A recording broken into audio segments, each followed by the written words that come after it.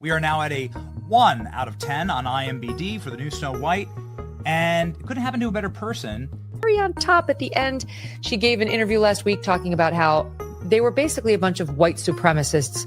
One of the 18 hours I am in this Snow White dress, I expect to get paid. Disney's Snow White was poised to be another jewel in their live-action crown, a modern take on a timeless classic. Instead, even before its delayed release, it became engulfed in a firestorm of controversy, unlike almost anything seen before. The backlash wasn't just typical online chatter. It was a deafening roar, questioning the star, the story, and the studio's entire approach. How did a film meant to recapture magic end up sparking such widespread outrage and reportedly staring down a financial abyss?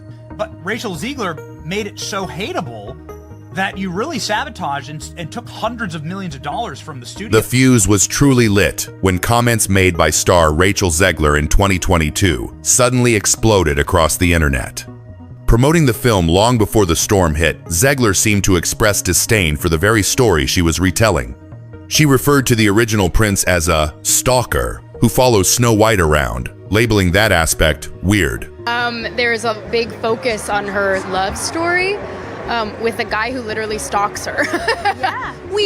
Weird. She emphasized that the original film came out in 1937, very evidently so, implying its themes were outdated. Zegler declared their version wouldn't focus on Snow White dreaming of true love. Instead, she'd be dreaming about becoming the leader she knows she can be. She's going to be safe with the prince, and she's not going to be dreaming about she's gonna die. true love. She's dreaming about becoming the leader she knows she can be. By a man, the prince, that she's more focused on becoming the leader she was meant to be. While perhaps intended to highlight a modern angle, these remarks struck many fans as deeply disrespectful to the beloved source material, painting Zegler as someone who fundamentally disliked the character she was playing. The internet reaction was swift and brutal, framing her as arrogant and ungrateful for the iconic role. But that wasn't the only soundbite adding fuel to the fire. It wasn't just Zegler's take on Snow White that drew sharp criticism. Other public statements began to paint a picture that rubbed many the wrong way. During the heated SAG-AFTRA actors' strike, a comment about expecting pay for every hour spent in costume. "If I'm there for 18 hours, I want 18 hours of pay," was widely interpreted as entitled, especially coming from the lead of a massive Disney production. People have real problems and no one gives a shit if she got paid for 17 instead of 18 on her multi-million-dollar salary. Then, accusations surfaced regarding her experience on Steven Spielberg's West Side Story. Zegler spoke angrily about feeling pressured to constantly prove her Latina heritage on set, even suggesting she faced demands that bordered on prejudice from industry titans. And she was angrily saying, "Did I have to bring in my little abuelita for you to believe that I was Latina?" While speaking her truth, these combined statements created a narrative, fair or not, of a young star quick to criticize and demand, further alienating audiences who felt her attitude overshadowed the project itself. And behind the scenes of Snow White, the problems seemed to be mounting. Whispers of trouble on the Snow White set grew louder, pointing towards fundamental issues with the production itself. One of the earliest controversies erupted over the decision to replace the iconic Seven Dwarfs. Yeah, we had more dwarfs than we did viewers in most of these theaters. And as you know, there were no dwarfs other than some CGI weird generated version of them. And then we thought we would have CGI magical creatures. How about this? We'll still offend the dwarves, but we'll CGI dwarves. Leaked set photos appeared to show a diverse group of magical creatures of varying sizes and genders, a move instantly met with confusion and mockery online. The studio seemed to backtrack later, suggesting CGI would be used, but the damage was done, offending dwarfism communities and perplexing fans of the original. Then came the reports of extensive reshoots, not just one round, but potentially 3 separate, costly sessions. While reshoots aren't uncommon, the scale suggested Disney was desperately trying to fix major problems, perhaps stemming from script issues, poor test screenings, or the jarring tonal shifts viewers feared. This constant tinkering hinted at a film struggling to find its identity, and the costs were rapidly spiraling. The price tag associated with this Snow White adaptation reportedly began to reach astronomical levels. Initial estimates placed the budget well north of $200 million, but as reports of the repeated, extensive reshoots continued, that figure allegedly climbed dramatically, with some sources claiming it soared past the $300 million mark, potentially even nearing $340 million.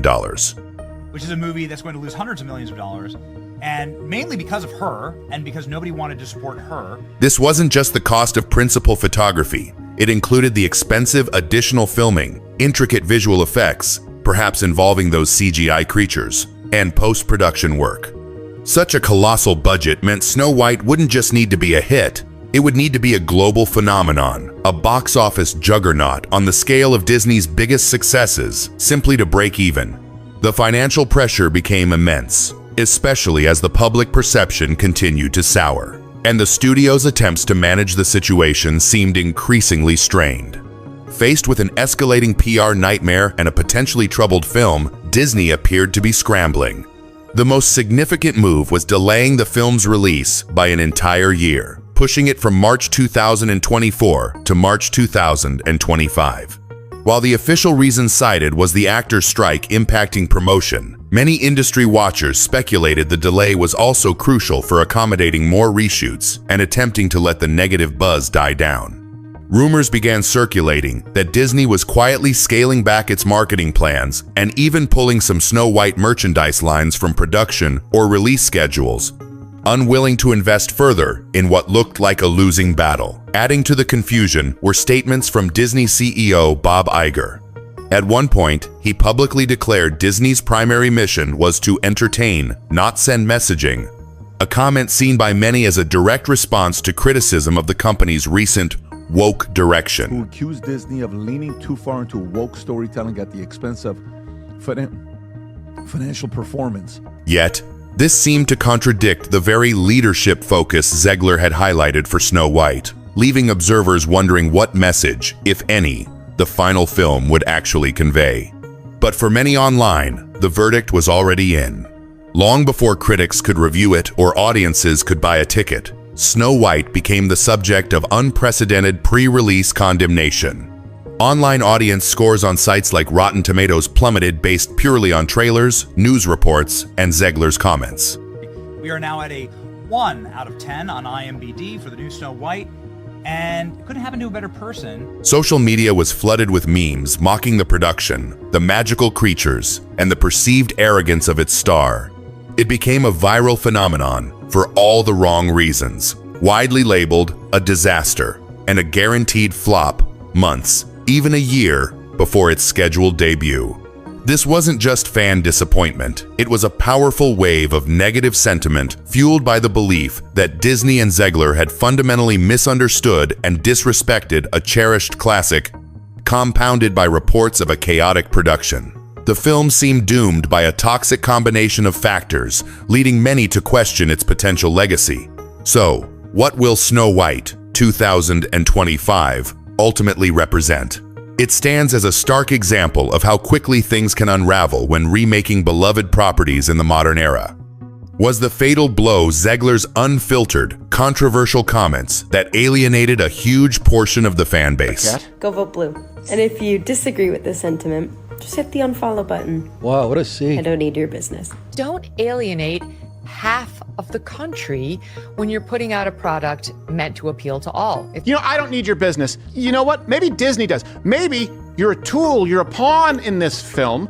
You didn't write it, you didn't direct it. You have nothing to do with the creation of Snow White. Right. You should shut up and do the job. And if she hadn't have opened her mouth, I think that this movie might have done well. They might have just been able to ride on the hopium of the movie and some well-cut trailers, and people would have paid to go see it, and then it would have fallen off when people knew it was garbage. Or were the reported production chaos, the questionable story, changes like removing the prince and the dwarfs, and the alleged disjointed final product the real culprits?